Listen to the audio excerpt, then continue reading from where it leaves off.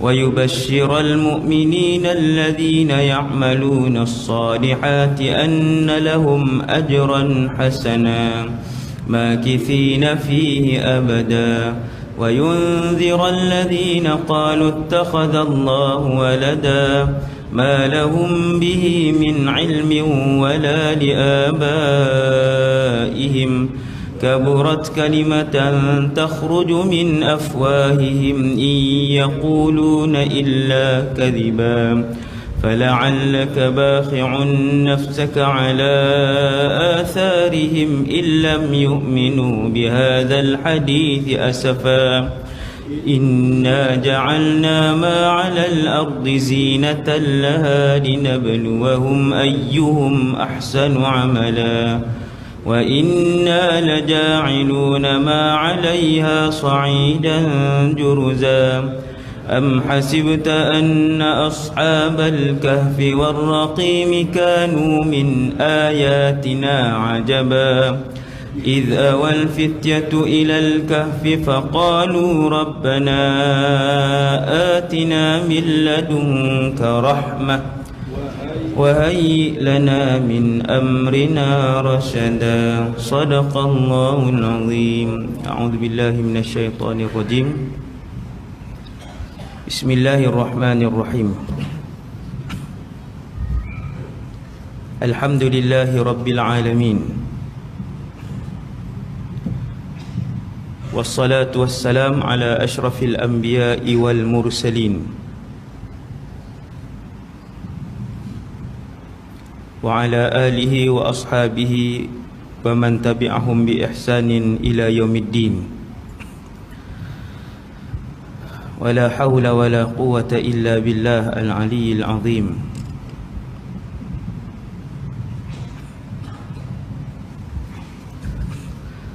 ولا حول ولا قوة إلا بالله العلي العظيم ولا حول ولا قوة إلا بالله العلي العظيم أما بعد. Pertama sekali, nawaitul i'tikaf fi hadzal masjid sunnatan lillahi ta'ala. Yang keduanya, radina billahi rabba, kami semua redha Allah Tuhan kami. Wa bil islami dina, kami semua redha Islam cara hidup kami. Wa bi Muhammadin nabiyyan wa rasula, dan kami juga redha bahawa Muhammad sallallahu alaihi wasallam seorang nabi dan rasul. Syukur kepada Allah Subhanahu wa taala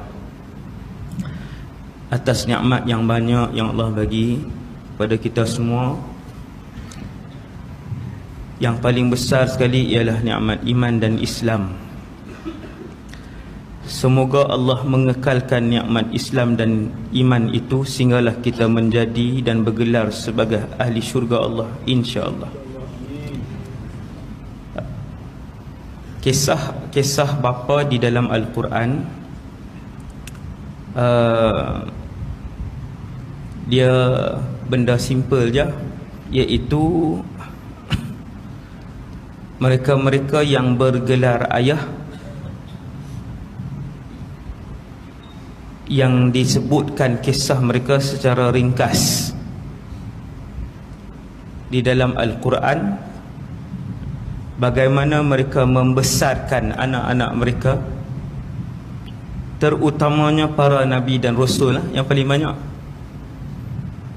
Sebab dalam Al-Quran ni, tuan-tuan sekalian, ulama tafsir bagi kaedah, di dalam Al-Quran hanya disebut nama sebaik-baik orang ataupun nama sejahat-jahat manusia. Dua tu je. Tuan-tuan jumpa nama dalam Quran, sama ada sebaik-baik nama ataupun sebaik-baik manusia orang tu, ataupun sejahat-jahat manusia. Contoh sejahat-jahat manusia yang disebutkan oleh Allah dalam Quran, Fir'aun. Contoh sejahat-jahat manusia yang disebutkan oleh Allah nama dia dalam Quran, Haman. Nama orang tu.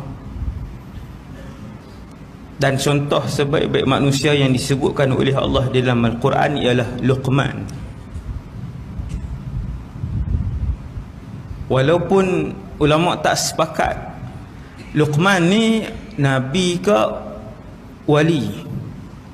Nabi tinggi lagi, ulama tak sepakat. Tetapi disebabkan oleh Allah SWT sebut dalam Quran, walaqad ataina luqmanal hikmah, dan sesungguhnya kami telah memberikan Luqman. Allah spesifik nama itu, zaman bila dia hidup, berapa lama dia hidup, di negara mana dia hidup, wallahu alam. Tetapi apabila Allah sebut namanya, kami telah memberikan Luqman itu hikmah, kebijaksanaan. Maksudnya dia orang hebat. Dan antara kehebatan Sayyidina Luqman itu yang dijelaskan oleh Allah, Allah sebut secara jelas, spesifik nama dan bukan gelaran beliau. Allah Ta'ala sebut dalam ayat surah Luqman ayat 12, anishkur lillah, wahai Luqman, bersyukurlah kepada Allah sebanyak-banyaknya. Yang ni kunci untuk mengikat nikmat. Allah bagi anak, alhamdulillah. Allah bagi rezeki, alhamdulillah. Balik rumah, tengok rumah. Balik sampai depan pintu rumah, tengok rumah, alhamdulillah. Bersyukur itu pengikat rezeki ataupun pengikat nikmat. Nikmat tidak akan ditarik oleh Allah apabila seseorang itu banyak bersyukur kepada Allah Subhanahu wa ta'ala.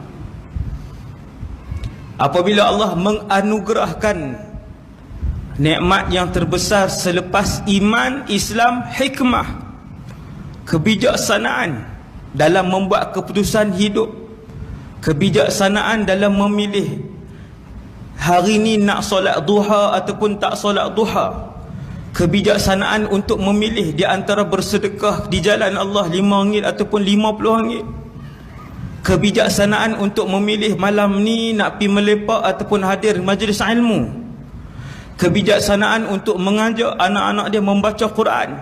Allah Ta'ala kata, wahai Luqman, kami anugerahkan kepada kamu hikmah, ushkur lillah, terima kasih kepada Allah, ucapkan alhamdulillah kepada Allah.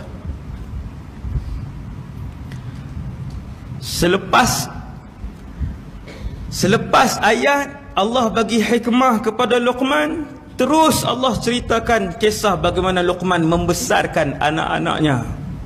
Tuan-tuan, yang 10 nasihat itulah. Saya tak baca semua. Kita tengok poin-poin yang penting saja. Wa idh qala Luqmanu libnihi wa huwa ya'idhuhu ya bunay.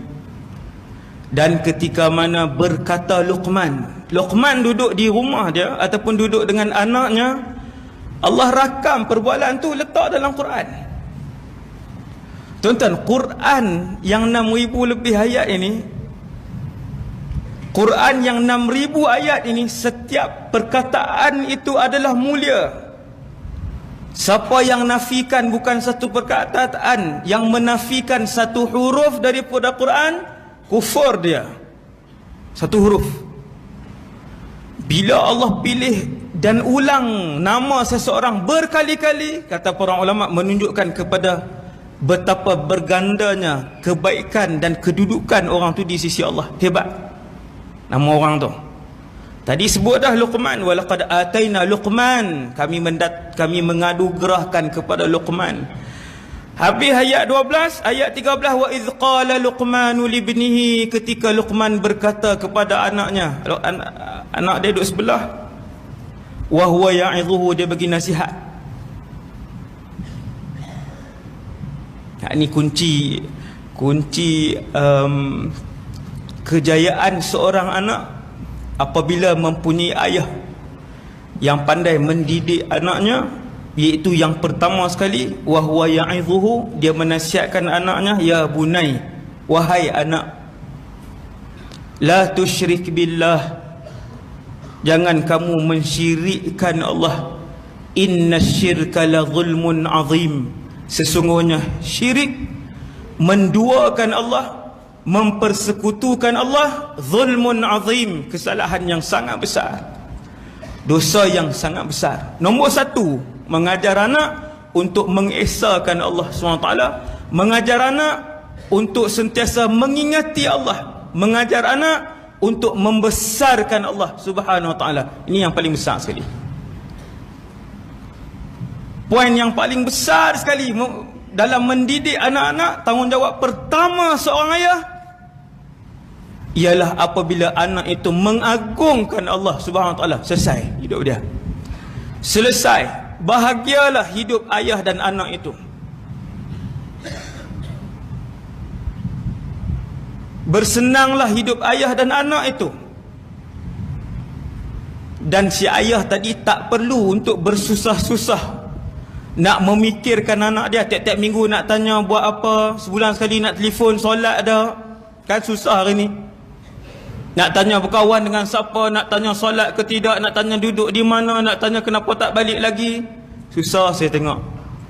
Tetapi manusia ataupun seorang ayah apabila dia membesarkan anak dia untuk mengagungkan Allah, mengenal Allah, mengesahkan Allah, sentiasa ingat Allah dengan zikir, dengan salat, anak itu tak perlu untuk dilihat kerap oleh ayahnya. Ini bukan contoh tuan, ni yang kita tengok. Ayah dia tak perlu nak kalut, nak sebab anak tu di mana-mana sahaja dia membesarkan Allah. Orang dulu salafus salih mengajar anak untuk mengenal Allah, ajar anak untuk mengesahkan Allah, ajar anak untuk sentiasa ingat Allah daripada berumur 2 atau 3 tahun. Ingat tuan, daripada berumur 2 atau 3 tahun. Kita 2 atau 3 tahun ajar menari zaman hari ni. Masuk dalam YouTube, anak dia pandai menari, umur 2 tahun. Masuk dalam YouTube, anak dia pandai menyanyi, umur 2 tahun. Masuk dalam YouTube, anak dia pandai sekian, umur 2 tahun, 3 tahun. Berkata Sahal bin Ubadah radhiyallahu anhu. Ni saya ambil nama sahabat, tak payah ambil Sayyidina Ali yang dahsyat-dahsyat lah. Satu sahabat, malam ni saya sebut kepada tuan-tuan, kita tak pernah dengar nama dia. Sahal bin Ubadah, sahabat Khazraji Ansari. Madinah lah maksudnya, sahabat daripada Madinah ada 2, Aus ataupun Khazraj. Sahabat ni Khazraj. Dia masuk Islam sebelum Nabi hijrah di Aqabah. Dia kata, aku melihat dan aku dikejutkan untuk bersama dengan keluarga aku melihat mereka bangun qiyamul lail semenjak aku berusia 3 tahun. 3 tuan. Kita umur 17 baru nak start doa.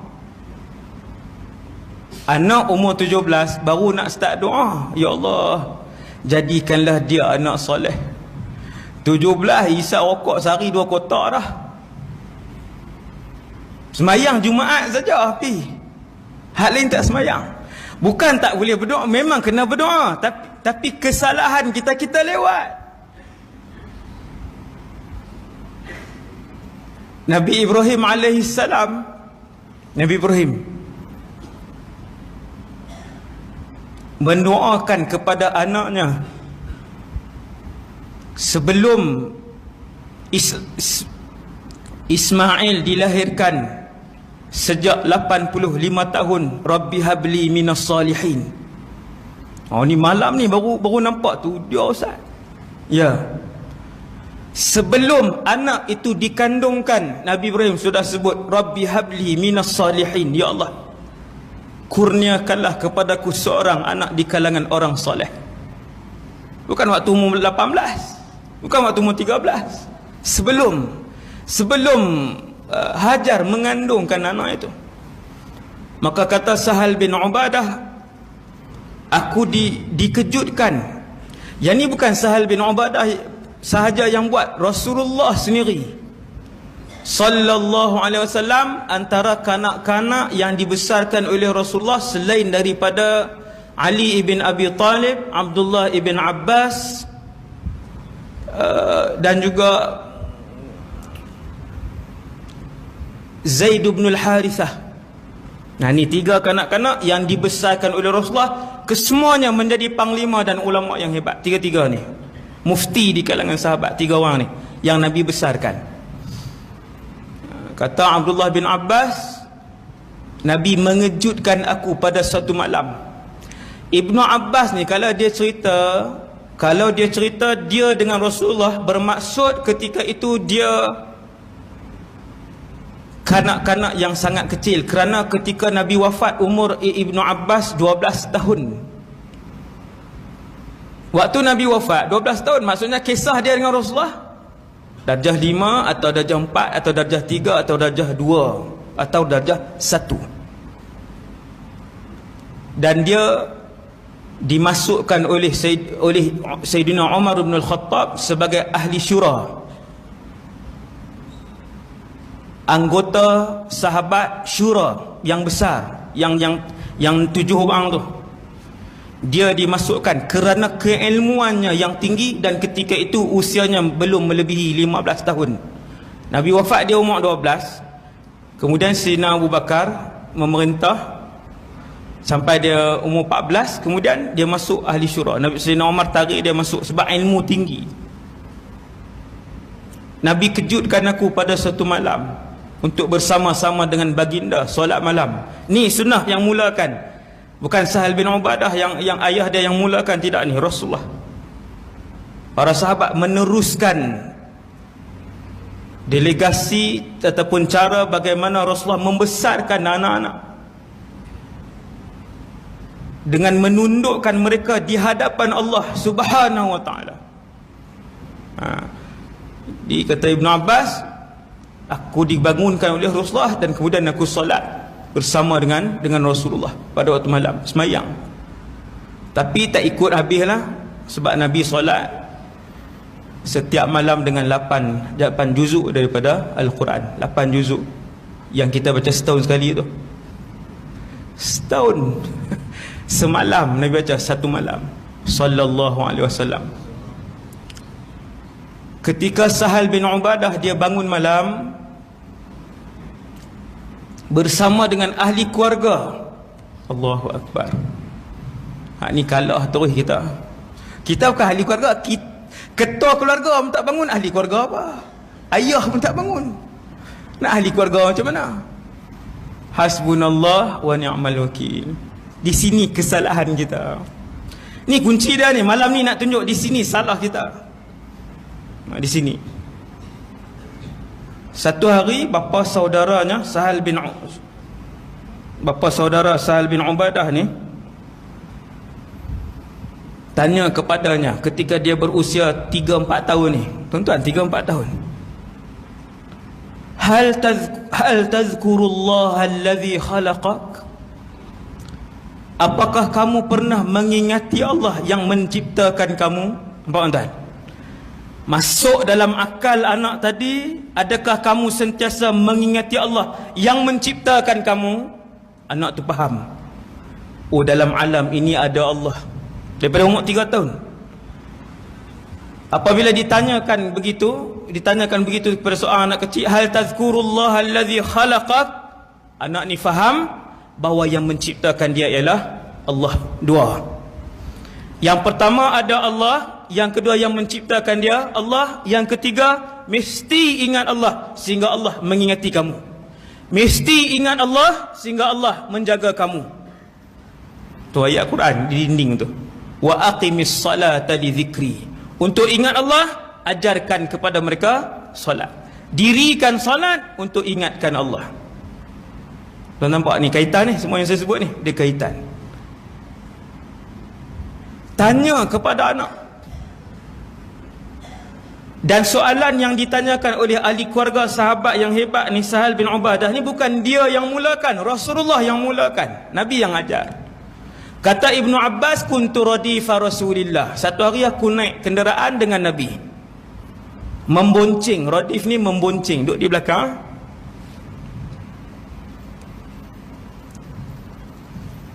Nabi tengok muka Ibnu Abbas, Nabi tanya, ya ghulam.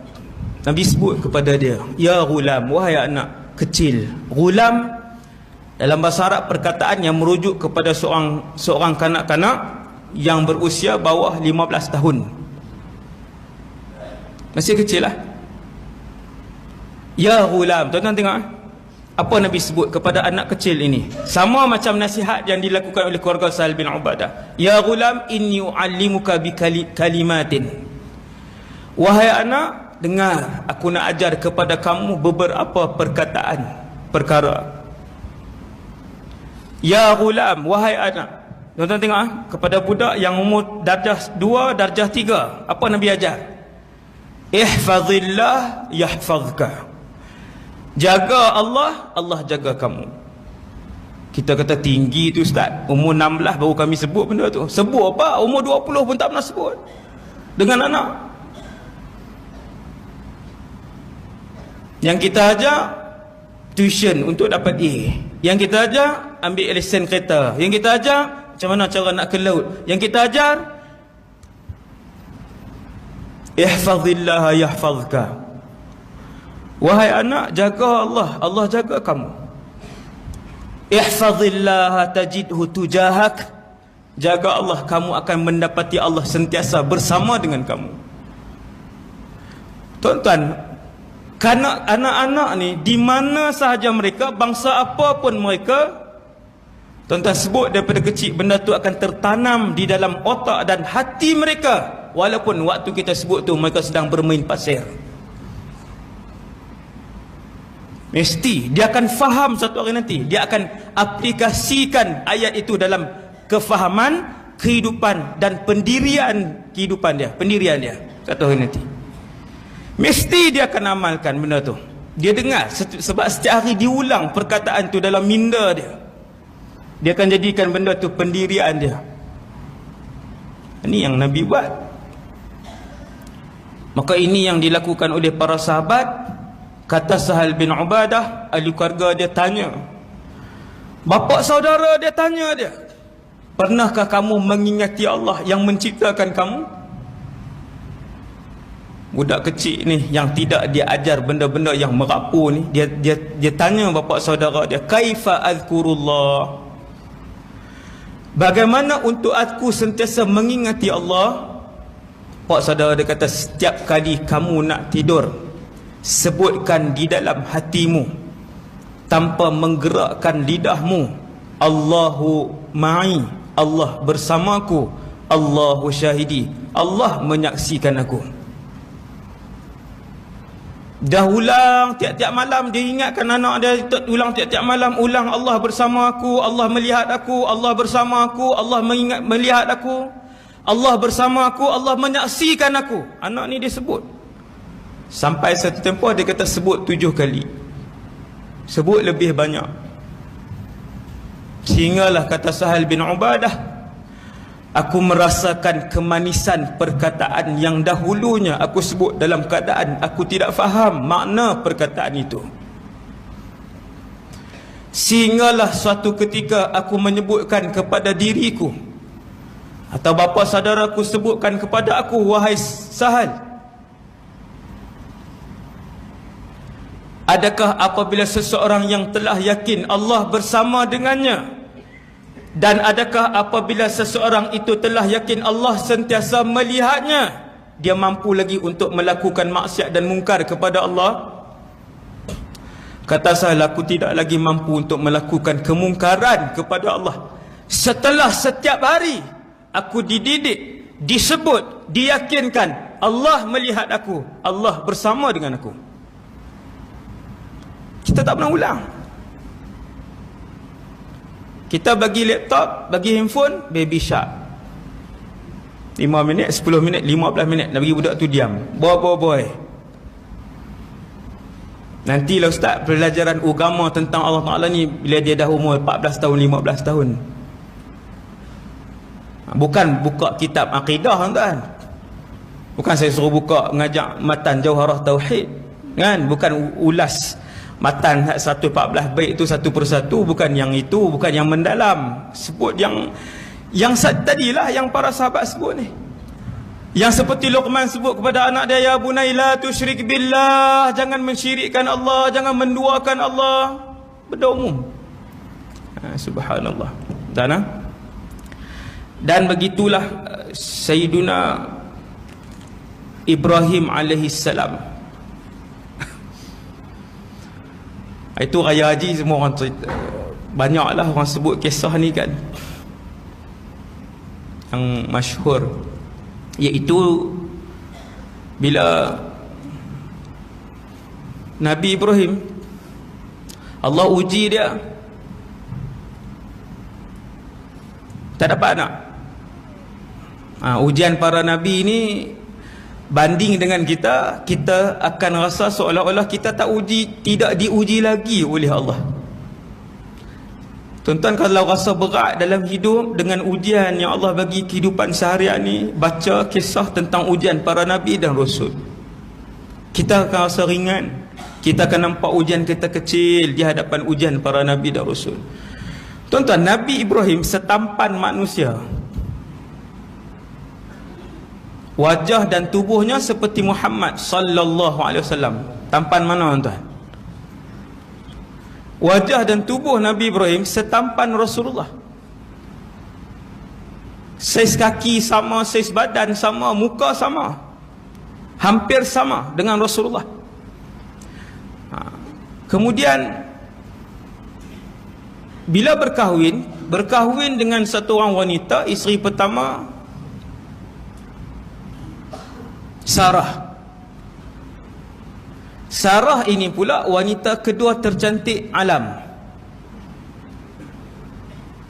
Sarah, tuan-tuan, maklumat ni. Sarah ialah wanita kedua tercantik alam ini selepas Hawa alaihassalam. Hawa yang pertama, wanita tercantik dunia, Hawa alaihassalam. Waktu tu tak ada spa lagi lah, Fair and Lovely pun tak ada, tapi dia paling cantik. Nombor 2 Sarah. Walaupun Nabi Ibrahim manusia yang cukup tampan, tubuh badan yang sasa, dapat pula isteri yang cantik, Allah uji apa? Tak ada anak. Ada orang hari ni Allah uji tak ada anak? Ada. Selepas awal berkahwin tu berdoa lah, siang malam. Lepas 10 tahun tak berdoa dah, tak larat. Nabi Ibrahim AS terus berdoa. Ni kisah ayah ni, kisah ayah. Sampai umur berapa ustaz Nabi Ibrahim berdoa? Sehingga umur 80 tahun.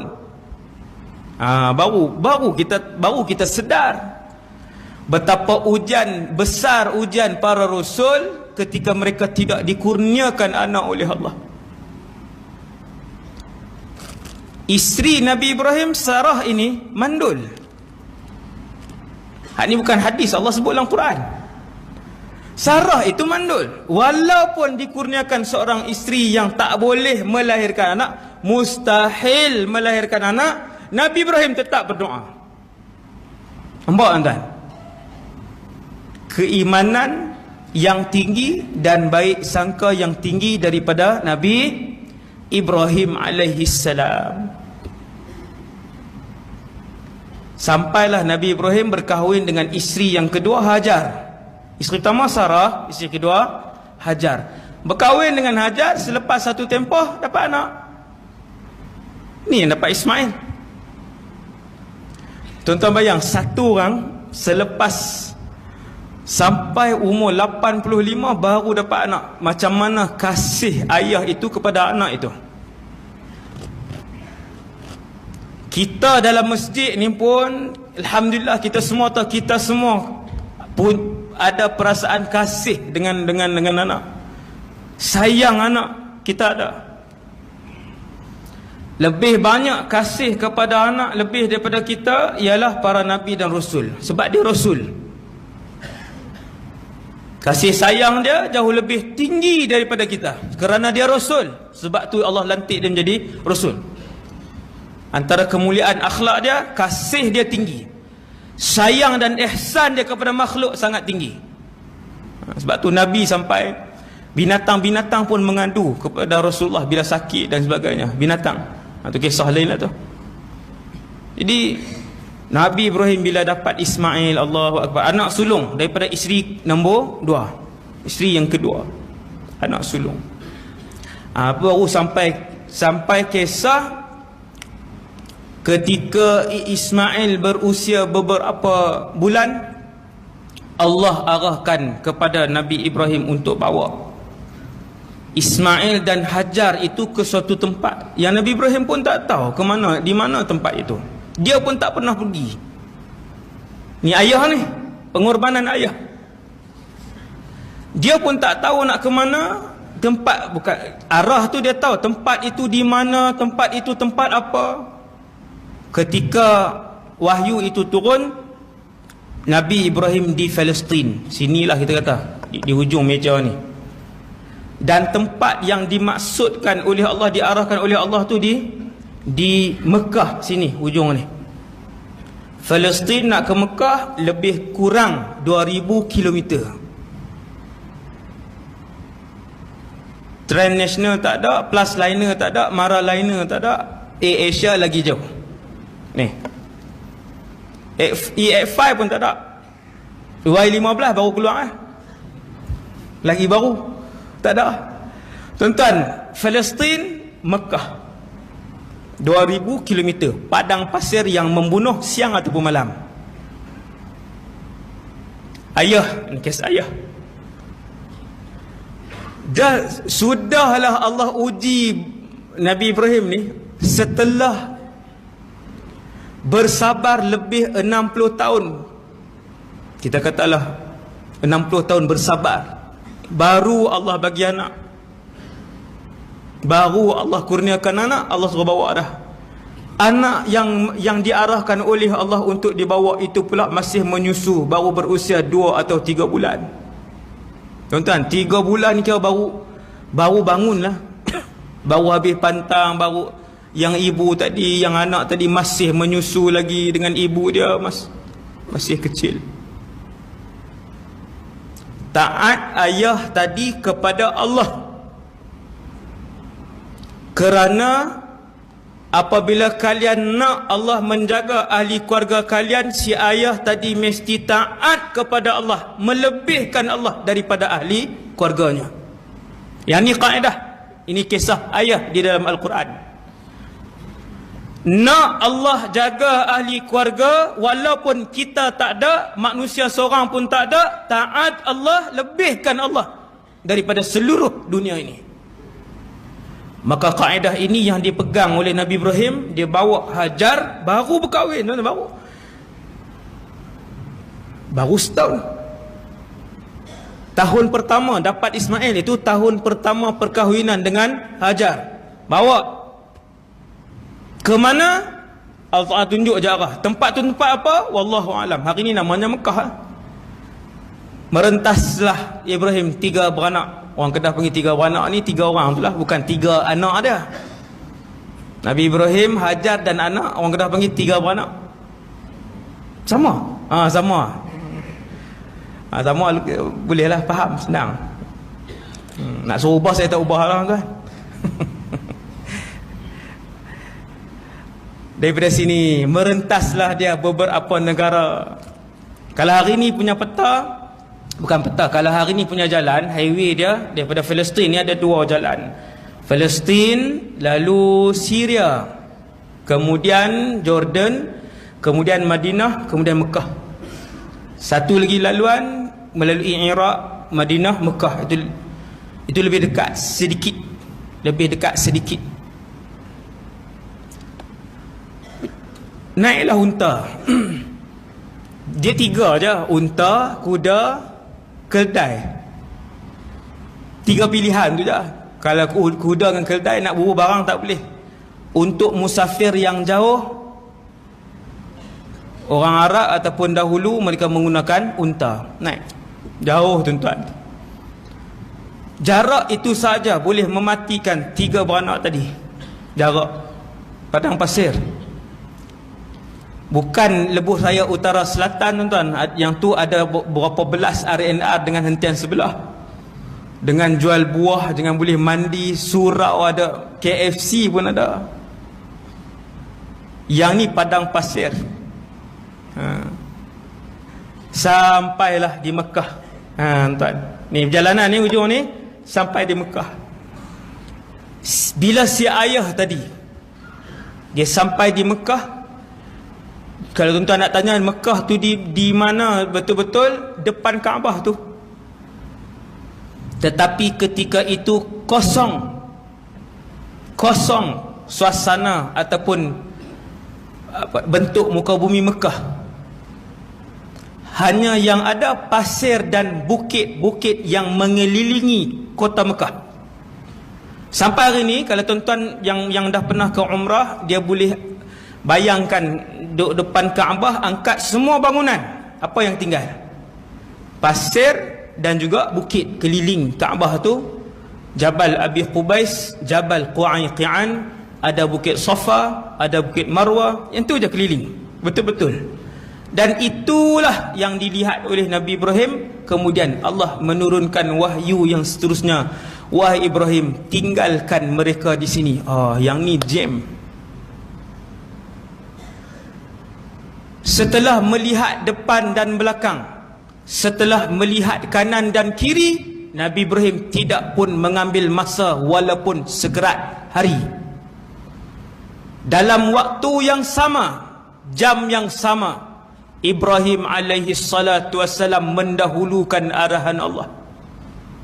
Kerana dia tahu dan yakin Allah subhanahu wa ta'ala lebih menyayangi ahli keluarganya daripada dia menyayangi ahli keluarganya. Yang ni kita kena yakin, tuan-tuan sekalian. Kerana kita ketika menjadi ayah dan ibu, kalau anak-anak kerap melakukan kesalahan, mulut kita juga akan mengeluarkan perkataan dan doa yang tak elok. Betapa kurang kasih dan rahmat kita. Tapi setiap hari kita melakukan dosa, berpuluh tahun sampai hari ni tak ada azab je Allah turunkan daripada langit. Sebab tu ketika Rasulullah duduk di satu kawasan yang orang begitu ramai, perang, seorang wanita kehilangan anak kecil. Kehilangan anak kecil. Selepas beberapa hari, wanita tu jumpa anak dia. Dia duduk di hujung sana, anak kecil dia di hujung sana. Nabi duduk di tengah dengan sahabat. Berlari si ibu tadi, anak kecil tadi tengok mak dia berlari, menangis-nangis. Si ibu pun menangis-nangis. Risau, rindu dan kasih dengan anak. Bila berjumpa, peluk dengan erat sambil kedua-duanya mengalirkan air mata yang laju. Nabi dengan sahabat sampai menangis tengok. Nabi kata, adakah kalian boleh bayang bahawa ibu itu akan melemparkan anaknya masuk ke dalam api? Apakah pendapat kalian bahawa ibu yang sedang mendukung dan mengerat, memeluk erat anaknya itu sanggup untuk melemparkan anaknya ke dalam api? Sahabat kata, tidak. Sekali-kali wahai Rasulullah. Nabi pun sebut Allah Subhanahu Wa Taala lebih menyayangi anak itu daripada ibunya. Ini kasih Allah.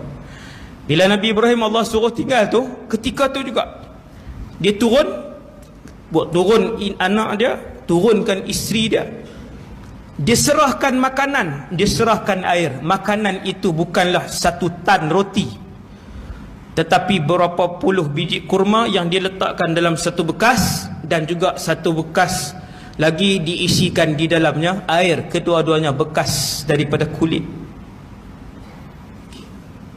Hajar tengok Nabi Ibrahim. Kemudian dia naik balik kenderaan dia.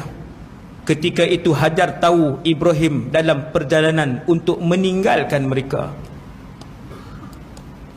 Lalu tanya Hajar beberapa soalan. Ni ayah, azan. Okey, baik. Kita berhenti untuk azan.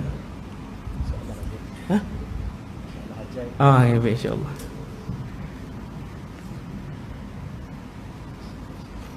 Bismillah.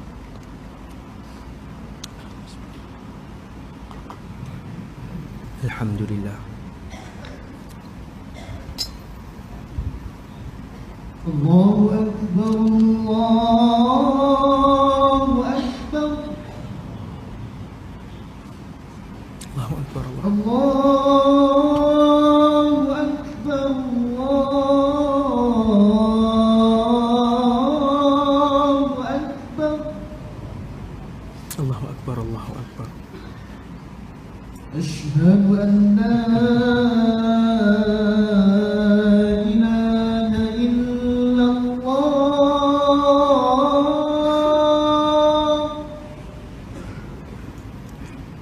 أشهد أن لا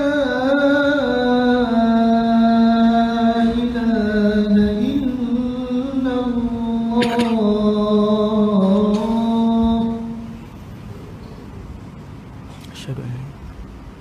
أشهد أن محمدا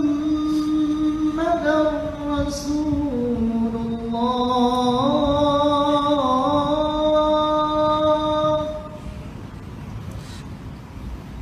أشهد أن محمدا رسول الله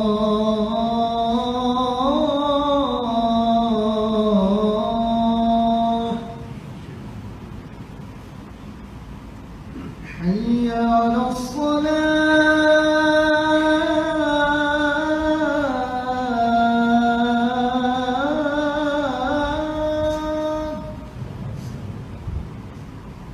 حي على الصلاة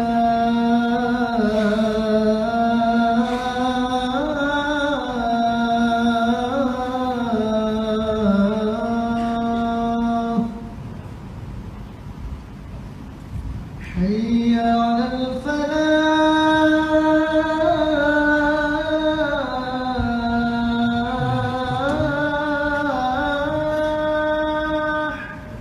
لا حول ولا حي على الفلاح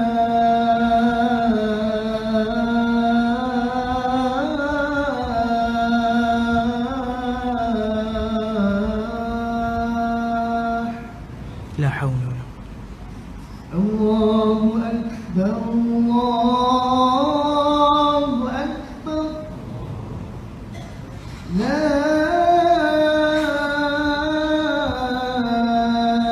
إله إلا الله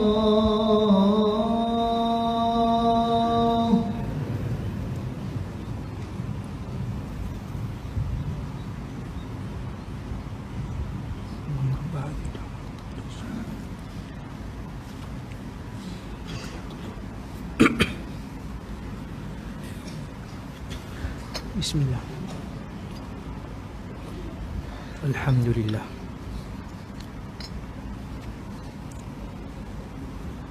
Di mana tadi? Berhenti di mana tu?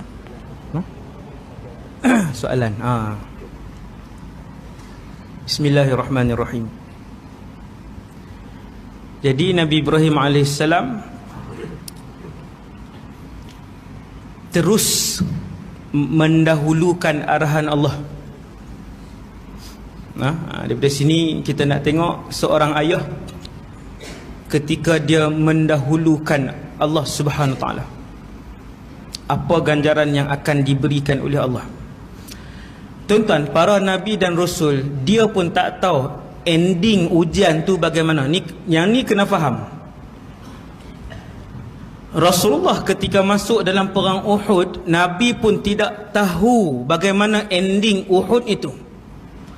Nabi pun tidak tahu bahawasanya daripada atas kepala Nabi akan luka dan darah akan mengalir sampai ke hujung kaki dalam perang Uhud.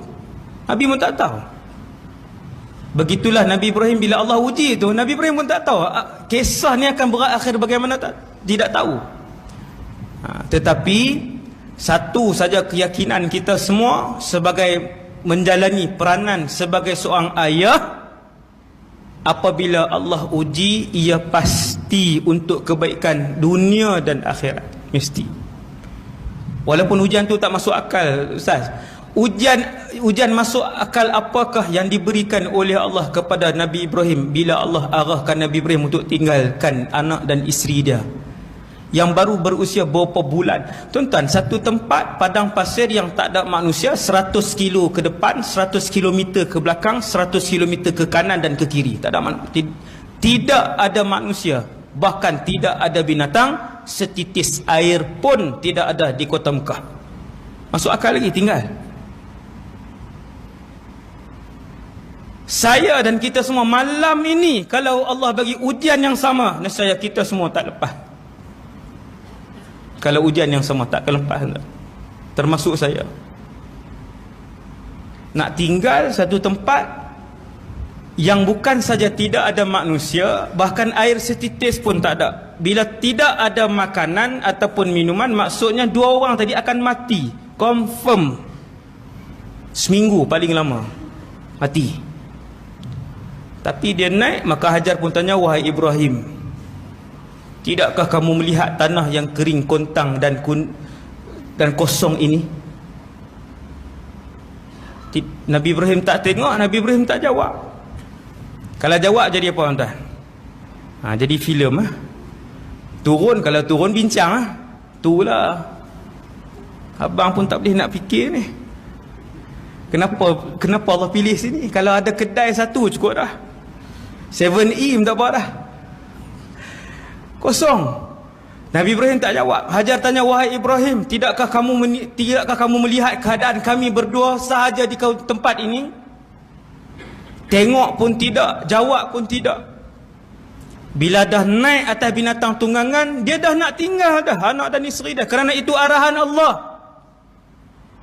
Baru Hajar sempat capai pakaian Nabi Ibrahim, kain ke jubah ke. Baru Hajar tanya soalan, wahai Ibrahim, suamiku, apakah Allah yang mengarahkan kamu untuk tinggalkan kami di sini? Allahu amaraka bihadza.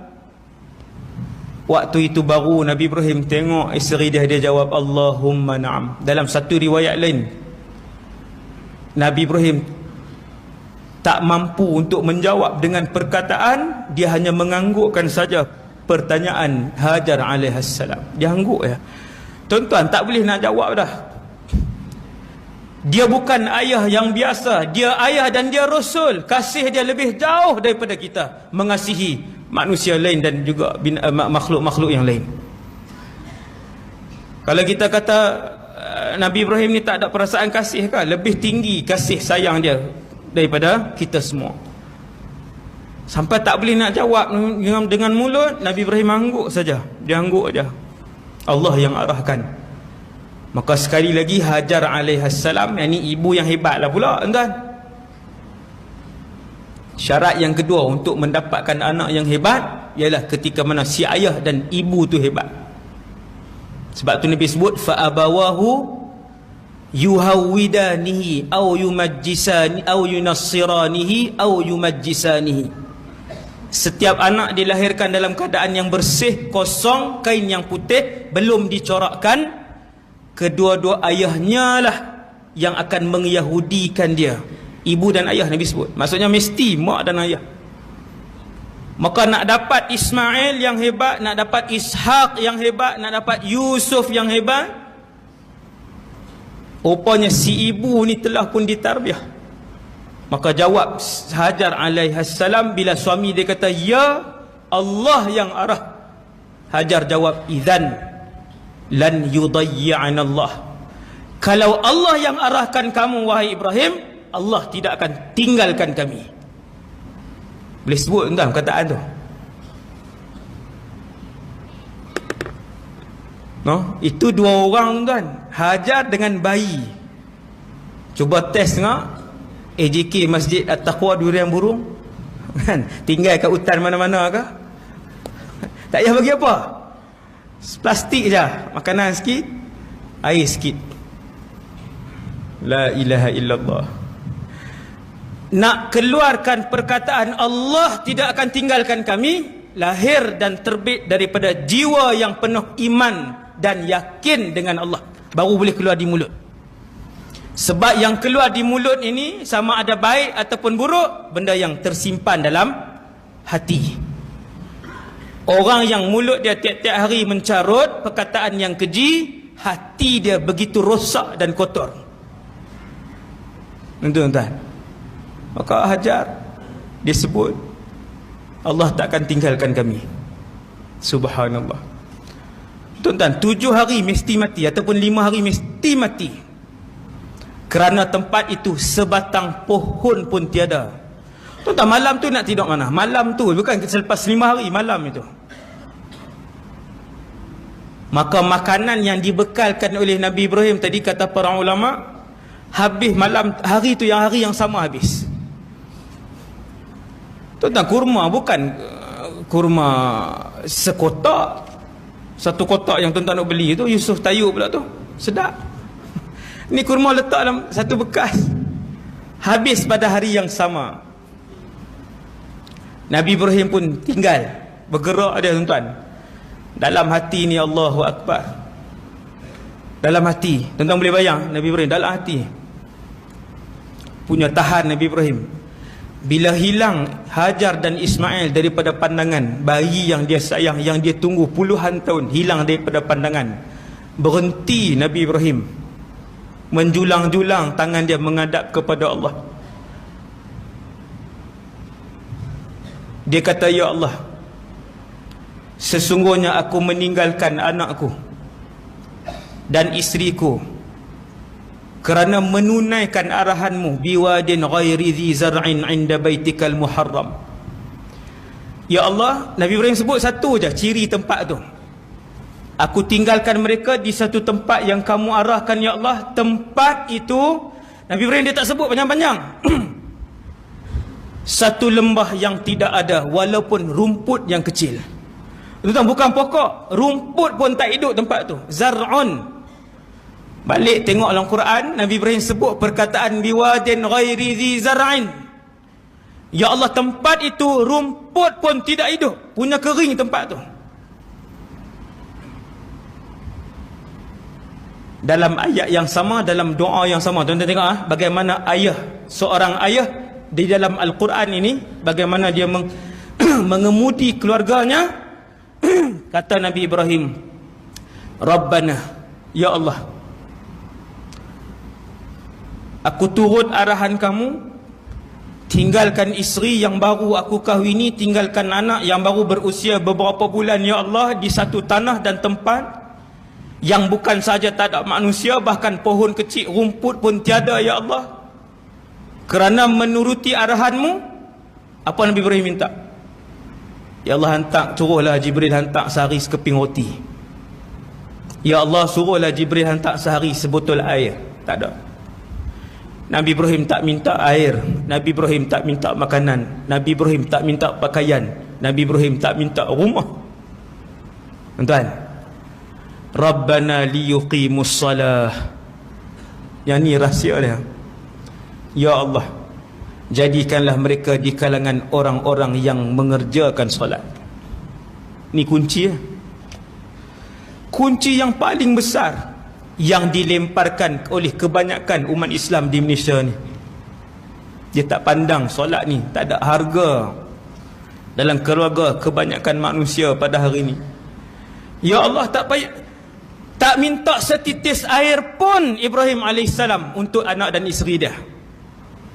Rabbana liyuqimus salah. Ya Allah, jadikan mereka di kalangan yang mendirikan solat. Aku tahu sekiranya mereka menghadap kamu, ya Allah, sekiranya mereka rakaat dan sujud kepadamu, ya Allah, sekiranya mulut mereka dibasahi dengan zikir dan menyebut namamu, ya Allah, kamu yang akan menjaga mereka.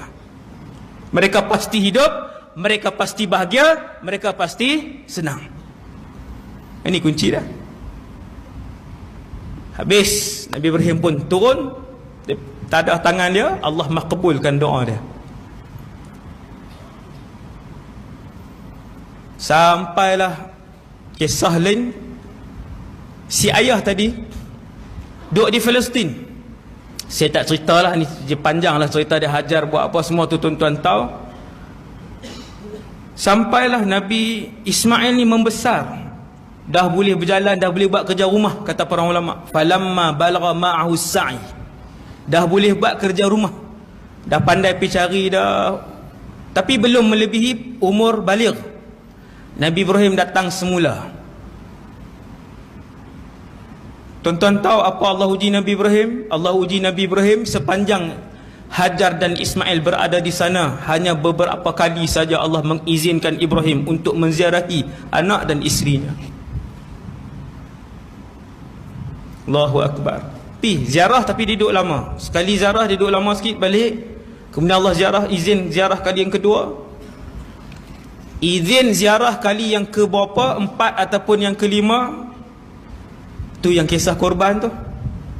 Allah Ta'ala nak bagi Nabi Ibrahim mimpi melihat dia sembelih anak dia. Tengok dalam mimpi tu, dia nampak dirinya, anaknya, dan di tangannya ada pisau, dia sembelih anak dia.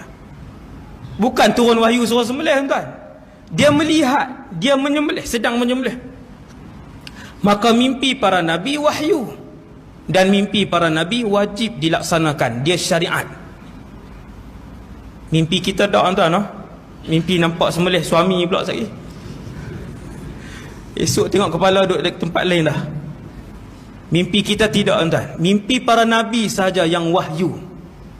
Kita jangan buat. Bila mimpi, tuan-tuan, betapa susah dan betapa beratnya arahan kali ini. Yang ni lebih berat.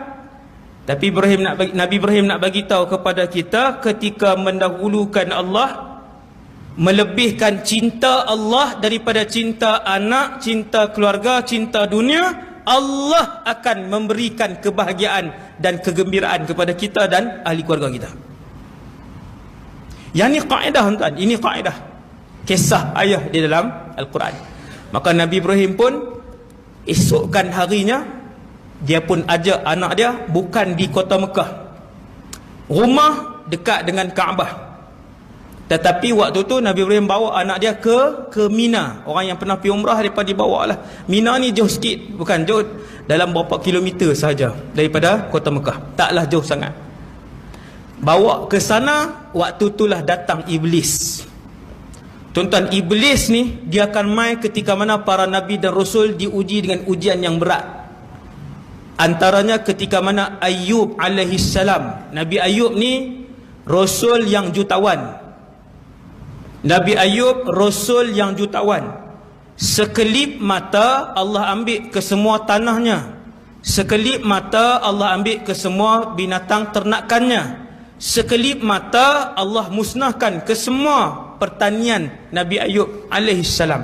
Dan sekelip mata Allah mematikan 14 orang anak Nabi Ayub alaihi salam. Besar tak ujian dah? 14, tuan. Satu masjid tak ada ujian tu. 14 orang. Siapa angkat tangan siapa yang lebih 14? Allah ambil anak dia. 14 serentak. Waktu tu iblis datang. Waktu itulah iblis datang kepada Nabi Ayub, wahai Ayub, takkanlah dengan ujian yang seberat ini menunjukkan kasih Allah kepada kamu? Isteri kamu lari tinggal seorang, adik-beradik kamu, abang kamu lari, jiran-jiran kamu semua berpindah jauhkan diri daripada kamu. Allah ambil semua harta kamu, Allah ambil semua anak-anak kamu, tak tinggalkan seorang. Takkan Allah kasih dengan kamu? Sebenarnya Allah tak kasih dengan kamu, kata iblis. Ketika mendengar perkataan iblis itu, Ayub alaihissalam terus sujud kepada Allah. Dia kata, ya Allah, sesungguhnya semua nikmat ini adalah milik kamu. Kamu berhak untuk ambil bila-bila masa sahaja. Berguling-guling iblis. Berguling-guling iblis. Sebab tak boleh. Tak boleh nak masuk. Begitulah waktu Nabi Ibrahim nak bawa untuk sembelih anak dia, tuan-tuan, yang cerita Jamrah Ula Wusta Aqabah ni, iblis datang.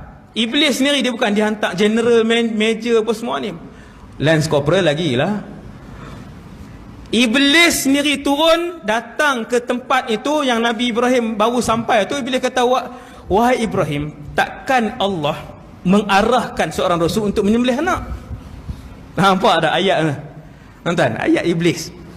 Nabi Ibrahim tengok, dia kenal iblis. Dia ambil batu, dia baling. Jamratul ula. Kisah tu betul tu. Dia baling. Dia pindah ke tempat lain. Pindah ke tempat lain, datang lagi iblis. Wahai Ibrahim. Dia datang ni, dia sebut. Dia kata, wahai Ibrahim, kamu ni Rasul. Dia cucuk lagi. Nabi Ibrahim tengok lagi, dia ni tadi kena baling dah. Kena baling lagi. Kena tuan. Dilontarkan lagi batu, kena iblis.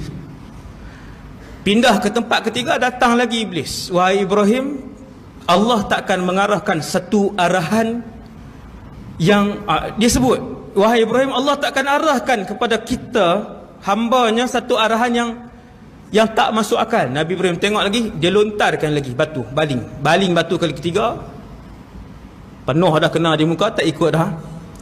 Kali keempat tak ikut dah. Barulah sampai di satu tempat di Mina tu, Nabi Ibrahim panggil anak dia, ya bunai. Ni kisah ayah. Ya bunai, wahai anak, inni ara fil manami anni azbahuk. Semalam ayah bermimpi. Dalam mimpi itu ayah sembelih kamu sehingga terpisah kepala dari badanmu. Sembelih tuan, bukan potong kuku. Anak hari ni ayah suruh potong rambut, merajuk seminggu tak cakap dengan ayah. Sebab apa? Dia nak buat yang rambut gila tu, hak potong tepi macam orang gila kan.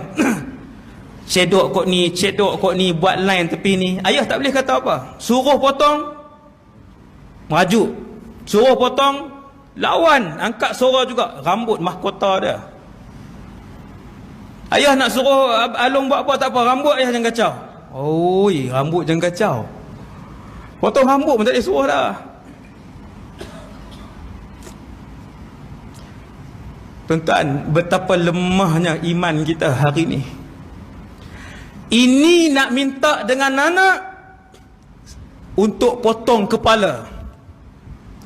Tuan-tuan, sejujurnya tuan-tuan, kalau ayah saya pun minta untuk potong tu, saya lari awal lagi.